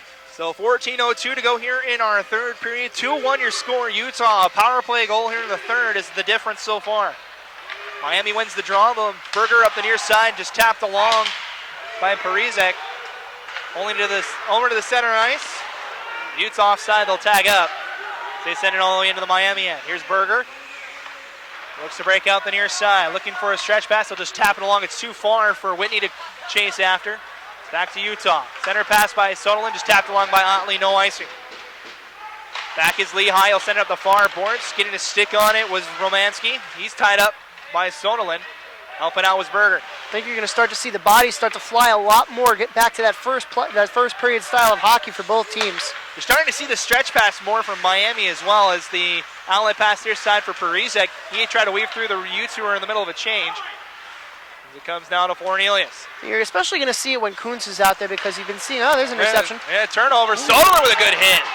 Able to bump, that's Parizek off the puck. Now near sides. We're going to get a penalty on Utah. No, it's Parizek. He went back at Soderlund. Oh, excuse me. Soderlund on the hit caught Parizek up high, and Parizek took exception, and now you can see him coming at the ref to try to argue his case. You saw Parizek go at him and throw Soderlund down in the corner, so Parizek will go. It'll be 2 minutes for roughing at the 12:59 mark, so 7:01 gone, and Utah's going back on the power play. 2 minutes for roughing is the call for Joey Parizek, and I think Utah did get away with that as Soderlund came up high on Parizek, and Parizek took exception to the play. Yep, I completely agree, but it's a power play for Utah. It's their third of the day. They're 1 for 2 so far. They have the momentum. They could put this game away with a goal here on this man advantage. 12:59 to go here in the period as the Utes win the draw. Coons will fire a wrist shot that just went wide. Bombardier tried to tap it home. Went just wide of his stick. Utah's been quite good on the power play so far. They had 5 shots on the first one. They only needed 2 on the second one before the goal happened. Nice passing back and forth. McDonald's fired a backhand that went wide. Wilson will gather it. Down to 1:40 left in the power play. Wilson center. Looks for a wrist shot. It's turned aside by Lay. Now Bombardier has it. He'll ring it around the boards. Wilson has time to play with it here near side. Wilson across the ice to Coons. He fans on his shot. Able to keep it in the zone though. As the teams battle in the slot, squirts out to Coons. He takes a hit. Able to keep it in the zone though. McDonald trying to inch it into that corner. All 3 Redhawks over there. They can't clear the zone though. Utes with an opportunity now. Bombardier walking in. Short angle off the side of the net. It's loose in front. Comes into the near side. Swiping at it is number 6, Connor Dunham. Able to save that goal for Miami as he came flying over the near side. Able to swipe into the corner. Connor Dunham for save of the tournament. Anybody? Another chance in front had McDonald, but the pass too far forward. We're down to 45 seconds in the power play. Utah buzzing again on this man advantage. Miami just can't even hold on to the puck. Wilson, a drive. It's blocked to the far side. Bertinoli trying to keep it in. He does. Barnes able to help out as well. Utes in the middle trying to change up the power play unit as Bombardier has it. He's tied up. Now here's Bertinoli. Bertinoli to Meyer. Top of the circle. A shot. It's blocked. Here's Soderlund now. Back to Bertinoli. Walking in. Good passing from Utah. Just the shot off the net. 15 seconds to go in the power play. Miami finally gets the puck. And able to skate it ahead is Walsh, and he'll just clear it. Miami with a much-needed change. Now, that'll pretty much do it for the man advantage. So Utah will drop to 1 for 3 on the man advantage, but they do have the lead where it counts. They still have a 1-goal lead. Here's a 4-on-2 the other way. Meyer tries to toe drag through the defense. Good play by Lehigh. Able to steal it away. Miami looking for an answer now. Pass too far, but getting a stick on it was number 26, Romanski. Soderlund able to steal it away. Now it's a 2-on-2 battle down low. Meyer upends a man. That should have been a penalty. No call from either official, though. Here comes the physical play, just like we talked about. Getting close to the halfway point. It's still 2-1 here. Barnes with a check on that far side. Barnes has it now. Goes high off the glass. Can't clear the zone, though. Lehigh keeps it in. Poor Joey Parizek. He's taken 2 beatings, and he's gone back at both of them. As we get, they will blow it dead. He waved it off initially, but he did blow it offside. And we get a stoppage of play with 10:13 left here in the third period. Utah all over Miami here in the opening 9.5 minutes. And the shots are 7-2 in favor of the Utes here in this third period, and they have the 1 goal to score. And it's looking like the physical play is starting to heat up, and we're trying to get back to first period hockey here.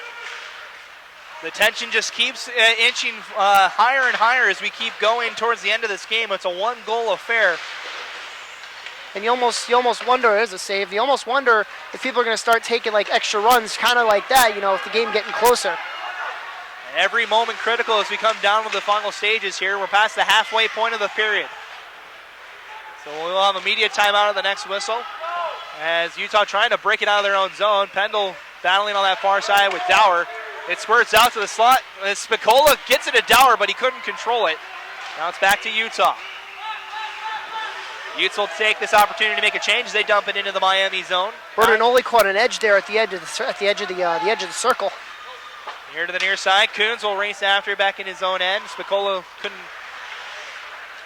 run down the pass. Nice pass from Meyer to Bertinoli. Breaks it out 2-on-2 and leaves it for Cronin. Cronin a wrist shot. Save lay. It's loose in front. Another try is either blocked or saved. I don't think it made it towards the goaltender. No, it didn't. Cronin came flying in there and threw it into the corner by accident. Utah with another opportunity. Wilson a drive. It's tipped and saved by Lay. Here's Bertinoli in front. Has Meyer, but he can't control it. Good defense from Miami. Spicola will gather. He tries to clear the zone. Could not. Bertinoli with a shot. It's blocked in front. Finally gathered by the Redhawks. Chipped off the glass and out to center ice. Miami in the middle of a change. Utah's going to change as well as they send it into the Miami end. Cornelius racing back. He's tied up by Gunther. Yes, here on the near side, Rispoli looks for the home run pass. It's off target. Back towards Miami. Pack going back and forth. Utah able to keep it in the zone. Here's Ahern on the far side. Good check. Over on the far side by Gunther. Now tied up. Now on the far side. Good check again. This time by number 14. That's Norton. Utah still in control though. Top of the point, Coons. Quickly across to Wilson. Wilson, wrist shot through traffic. Save. Rebound. Save. Lane. Make another save. As it was loose here on the near side. Lay with another spectacular save. Taylor Lay has been the difference here for the Miami Redhawks as we will get our immediate timeout until we get a chance to thank our sponsors, Matt. Absolutely. 8:06 here in the third period. You're watching the ACHA Division II National Championship live from Iceline in Westchester, Pennsylvania. We'd like to thank Pro Stock Hockey, Bauer Hockey, USA Hockey, and Variant Championship Rings, the official provider of championship rings for the ACHA. We'd also like to thank the Westchester Visitors Bureau, the Iceline Quad Rings, App Hammer, and our broadcast partners from the University of Utah. And we bring you the entire tournament, 27 games over the course of the next 5 days here in Pennsylvania. And if all these games are like the ones we're seeing here on this rink, we're in for quite a weekend. Absolutely. Of course, we know that there are a few games going on around the league that are kind of in the blowout category, but we're sure to maybe we'll see a little more of them as we have the 1-4 games in the afternoon. Absolutely. That for should each be of the pools. Yep. And one other thing that we are very grateful for you guys is that all the games are being streamed for free on YouTube, live hockey, and for folks who want to go back and watch some more, there's video on demand. You can search ACHA D2 Hockey, and all of the videos will be there waiting for you at the conclusion of every game. And for broadcasters like you and me, we have them for demo work. Absolutely. And you can also go to the ACHA's website. It's ACHA-D2mensnationals.com. You can find all your stats and the broadcast live there. As we're back underway here with under 8 minutes now to go, Miami in desperate need of some momentum here as it's been all Utah so far as the shot is saved by Betts. That's the first shot that Miami's had in quite some time. Now another try from the point. Soderlund got a piece of it. Able to deny it to the corner. It's the beauty of those media timeouts. You can have an opportunity to take a breath and talk things over. Absolutely, and it gives the teams a chance to take a breath as well and kind of re-go over their game plans a little bit coming down the home stretch here. Soderlund, the defenseman, weaving through the Miami defense as he chased in hard after that puck. Now Bertinoli has it with Meyer down low. Rest of the Utes are in the middle of a change. Bernoulli tried to stuff it short side. Lay able to stop it as they hack at it on that far corner. Lay up to the task again. He's been superb. Has 42 shots, 40 saves. The goaltender for Miami. As Utah has taken over the shots count in this third period. They now lead the total shot count 42-28. And you really can't blame Lay for either of the goals. The first one was a tap-in on the back door, and the second one a rebound play as Lay gloves that one from the point. And the second Utah goal was a rebound play that Miami just didn't box out, and Ahern had him beat 5-hole. All three of the goals have been quite good. The Miami goal was shot from the point off the post. And then as the Utes won the draw, they split the defense, though. And all three goals have been scored at the end to our right. Absolutely. We haven't seen a goal on the far end. As Cronin takes a hit as he sends that one in. Utes set up in the zone again. Here's Wilson who plays it down low for Meyer. Meyer lays it for Bertinoli. Had it poked away, but right to Wilson. He fires a drive from the top of the point. Took a deflection off the glass. Up ahead, pass behind both the Red Hawks, looking for both Dower or Spicola. Top line out there from the Red Hawks as they send it into the Utah end. Down to 6.5 to go here in this game, 2-1 Utah. Teams battling down low, 3-on-2, 3 Utes, 2 Red Hawks. Comes to the top of the point. Berger a shot, it's saved by Betts, gathered by Coons. As it comes to the far side, Spicola got a stick on it, but the Utes able to clear back to neutral ice. Big hit right in front of us between Otley and Berger. As the Utes send it off the glass, this will be icing back the other way. No, waved off. Another one that the Miami coaching staff doesn't understand. Not sure why it wasn't icing up here either. We play on. Here come the Red Hawks, 2-on-1. Utes rest of the Utes are back checking as it comes in front, bouncing around. Cleared only to the top of the point. Rispoli a shot, goes off the side of the net, over to the far side. That was a crazy carom. It looked like he caught the stick at. As he scores, it floats it past Betts. It's going to be number 14. That's Robert Norton. Ties the game up with 5:36 to go. What a break for Miami there. They get a cheap goal. It looked like that was one that maybe Betts should have stopped. It kind of floated through a screen as that puck caromed all the way around, and we're getting a couple conferences. I thought they were trying to discuss whether or not the puck hit the net, because I thought I heard the Miami coaches saying that it did, but either way the goal will stand and we're even at 2. 5:36 to go. The Red Hawks steal one from Utah. Here in the third, just a seeing eye shot through traffic. Betts wasn't ready for it. And we're tied. Momentum back in Miami's favor now. As there's a tie up in front. That was Soderlund and Parizek that got tangled up. They've been familiar with each other a lot here in this period. Dangle looking for someone to pass to. Has Bombardier open the slot. Save Lay. McDonald has a chance to put it home, but Lay turns it aside. Taylor Lay has been unstoppably amazing in this game. Miami able to get it back out to the red line. Utes still buzzing. They have the momentum despite this being a tie hockey game. We're down to under 5 minutes left now. Dangle cuts off a pass at center ice, looks for Bertinoli on the far side, stolen away by Spicola. Michael Rispoli gets the assist on the goal by Michael Norton. Poke check in the Utah end. Robert Norton, excuse me, sorry. They get it back into the Utah end. Here's Coons. 4.5 minutes to go, tie hockey game. Floated here to the near corner. Wilson will go back after it, send up the far boards. Cronin just taps it along and won't clear the zone though. Miami's starting to build a little momentum after that goal. As it comes to the top of the point. Gunther, wrist shot, saved Betts. He couldn't hold on to it with the glove hand. It is still loose behind the net. Picked up by the Utes. Here's Meyer. Floats one high in the air, gathered by Cronin at center ice. He'll be upended by Dunham. Able to gain the red line though and send it all the way in. Under 4 minutes now to go. It's Miami outlet pass, looking ahead, too far behind his man. Referee gets in the way to negate that icing call. And here's Lehigh to the far side. The shot by Norton is blocked. He's got the goal that's tied our hockey game. Near side for Cornelius. Center pass ahead. Johnson can't hold on to it. Otley will skate after it. Otley into the zone, turned aside by Lay and out of play with 3:23 to go. Buckle up, folks, because if it wasn't interesting before, it's extremely interesting now. We got a 2-2 hockey game. Shots are 45-32 in favor of the Utes. This period, the shots are 16-7 in Utah's favor, but Miami has them where it counts, and it's a 2-2 game. Both teams have scored here in this third period. A power play goal for Utah and an even strength goal for Miami. As here come the Red Hawks. Near side, Berger, good check from Johnson. As Berger sent that one in.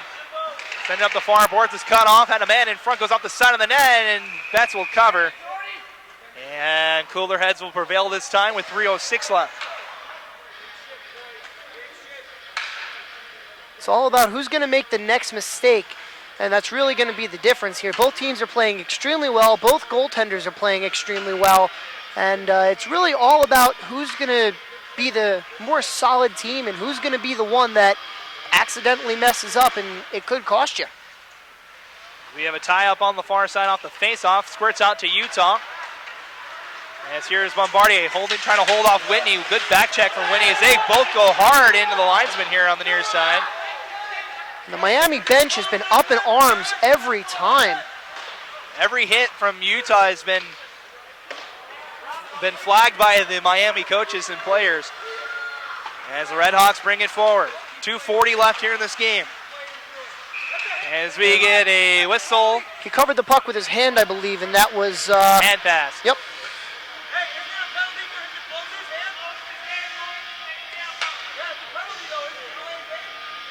And you can hear the discussion. Yeah, you can hear the altercation between the official and the Miami coaches. That was Mike Campbell having a conversation with Justin Camuto, the head coach of the Red Hawks. As we're down to the nitty-gritty here. Does one team have an answer, or is bonus hockey required? We shall see. Just about 140 seconds left here in this game. We haven't seen overtime at Nationals since the semifinals last year when Florida Gulf Coast needed overtime, as Betts covers up, as when Florida Gulf Coast needed overtime to defeat the Arizona State Sun Devils in semifinals. So we've been waiting. Let's say we had 3 overtime games total in the tournament last year. Two in the pool play. One of them involving NYU and Grand Valley State, which we're all excited to watch later on in this tournament. Yep, and the other one involving William Patterson and Lindenwood, which William Patterson erased a 3-goal deficit but failed in overtime. Almost a deadly turnover by Taylor Lay as Ahern was coming in hard. Wilson able to keep it in the zone. Finally, it squirts out. We're done now under 2 minutes left. Wilson, body had it in his feet. It ended up trickling into the Miami end. As the pass comes to the near side. Here's Dunham, trying to go through traffic. Cornelius stole it away. Spicola took it away from him. Now it's back out to Dunham at center ice. Miami offside, they had to wait on that one. It's a big hack on Cornelius. He still tries to push forward. Tell you, Cornelius has impressed me all game with his speed and his determination to just take that puck. Turnover, here's Montangle with an opportunity. Score! Josh Dangle goes upstairs and the Utes ahead again. He makes up for the 3 penalties in the first game, and at the 18:34 mark of the third, Josh Dangle has the Utes in a position to take day 1. That'll be Dangle's 13th of the season, and like you called it, whoever was going to make the last mistake, it was Miami. Still a ton of time left. We have 1:26 to go, but a huge goal for Utah. Absolutely, and Miami's going to take their time out to kind of settle themselves down and figure out a game plan here. As you mentioned, there's 1:26 to go, and Utah has just taken the lead. It is now 3-2. The goal by Josh Dangle, who took 3 penalties in the first 8 minutes and change of the game, now has the potential game-winning goal on his stick. So both teams will try to compose themselves for the final 1:26 here. We'll see how long Taylor Lay will stay in the net for Miami, and we'll most likely probably try to get them out of there as fast as they can. And I'll tell you, center ice face-off. I'll tell you who I'm watching. I'm watching the Utah defense because they've been kind of lackluster here in the third period. They've allowed a lot of home run and stretch passes. Especially Curtis Coons has been a little iffy on his forechecking. I'm a little worried about where his head is at right now. But if I'm the Red Hawks, I'm also keeping an eye on Ethan Whitney, who's not out there right now, but I would expect he'd be the guy to go out if and when Lay does come to the bench. He's their leading scorer. He's been surrounding the puck all day. He's been quick. He's been handsy.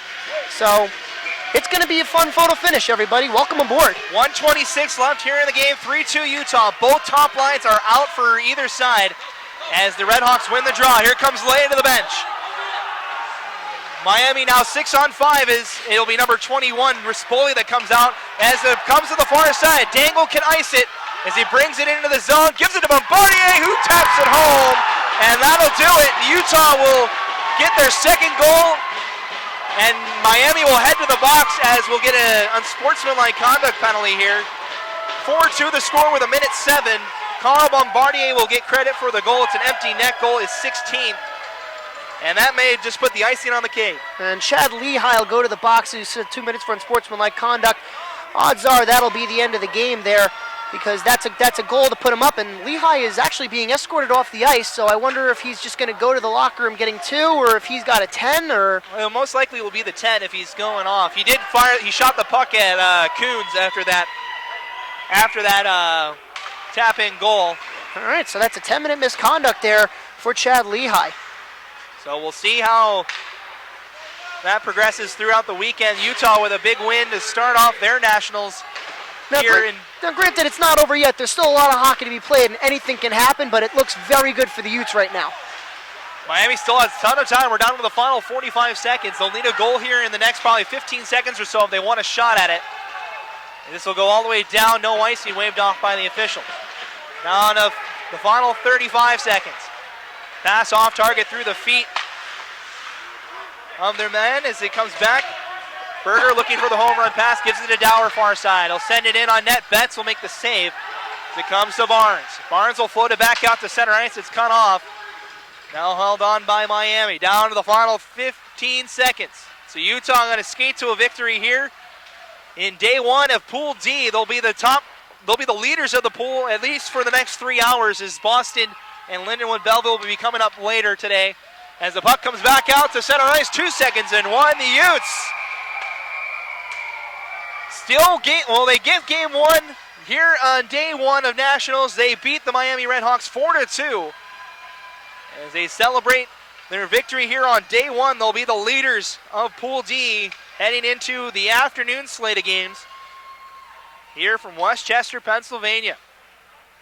So Utah will move on. They'll play Boston University at 3 o'clock Eastern time tomorrow. That'll be on Rink 1. We'll be on the call for that. As for the Miami Redhawks, it doesn't get any easier for them. They'll take on the top seed in the Lindenwood Belleville Lynx. That'll be at 12:15 tomorrow. That'll be on Rink 2. So both teams are going through the handshake lines here. It was a crazy game between these two teams. Even all the way to the end. Josh Dangle, the game-winning goal with 1:26 left. As he'll be standing by with Andrew in just a moment. Final shot count 47-35 in favor of the Utes. They put up 18 shots in that second period. As we'll have a post-game interview here in just a moment. Andrew standing by with the game-winning goal scorer, Josh Dangle. He's down at the ice level. Thanks a lot, Matt. Josh Dangle, goal and an assist in the third period. Take us through that goal that turned out to be the game winner. You know, I was just making sure I was playing smart defensively so we don't get a quick rush back, and he just coughed it right up to me in the middle and just let her fly. Hopefully it was hitting twine, so it did. How does it feel to get that win on day 1, get that first win out of the way? It's a great feeling. It's finally about time we got to play some other competition other than ourselves. We had a huge break. All we've been doing is practicing, but it's been a great time, and Nationals is awesome. It's just great to get the first one on the way, get the jitters out. All right, go celebrate your team and see you tomorrow for day 2. Hey, thank you, sir. Have a good one. Back to you guys. All right, thank you, Andrew. That's going to do it for us here on Rink 4 here at the Ice Line in Westchester, Pennsylvania. We've got another slate of games coming up in just a couple of minutes. In about 45 minutes or so, we'll have the next series of games. We'll be here live on the call. We're all going to various different rinks. I'll be heading to the NYU Penn State game, as Andrew will be heading to. I will be taking care of Lindenwood, Belleville, and Boston. That'll be on Rink 3. So he'll be on the other pool for the Utah and Boston fans, or Utah and Miami fans looking to see how that game shapes up. Follow Andrew over to the next game between Boston and Lindenwood. That's going to do it for us for the broadcast. We want to thank everybody for joining us this afternoon, and hope you join us the rest of the weekend. You're watching the 2016 ACHA Division II National Championships. For Andrew, I am Matt, and Josh, our cameraman, we thank you guys for joining us. Join us for the next set of games in about 45 minutes. This is Matt Goma signing off from Westchester, Pennsylvania. Have a great rest of the afternoon.